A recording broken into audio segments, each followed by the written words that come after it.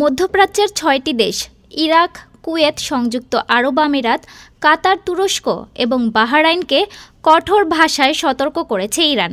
সতর্কবার্তায় বলা হয়, এসব দেশ যদি মার্কিন সামরিক অভিযানে সহায়তা করে, বিশেষ করে নিজেদের আকাশসীমা বা ভূখণ্ড ব্যবহারের অনুমতি দেয়, তাহলে তাদেরকে গুরুতর পরিণতি ভোগ করতে হবে। ইরানের সর্বোচ্চ নেতা আয়াতুল্লাহ সাইয়েদ আলী খামেনি দেশের সশস্ত্র বাহিনীকে সর্বোচ্চ সতর্ক অবস্থায় থাকার নির্দেশ দিয়েছেন।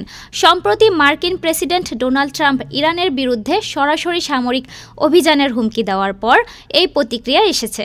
এই পরিস্থিতিতে ইরান সামরিক প্রস্তুতি জোরদার করেছে এবং নিজেদের প্রতিরক্ষামূলক অবস্থান দৃঢ় করেছে। এতে করে পুরো উপসাগরীয় অঞ্চল জুড়ে উত্তেজনা বেড়ে গেছে এবং যুদ্ধের শঙ্কা তৈরি হয়েছে।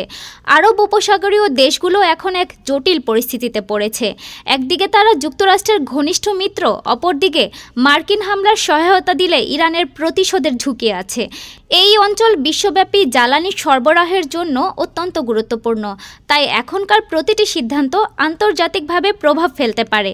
এদিকে ট্রাম্প প্রশাসনের সরাসরি আলোচনার প্রস্তাব প্রত্যাখ্যান করলেও ইরান জানিয়েছে তারা ওমানের মধ্যস্থতায় পরোক্ষ সংলাপ চালিয়ে যেতে চায়। ডেস্ক রিপোর্ট, আজ বার্তা, ঢাকা।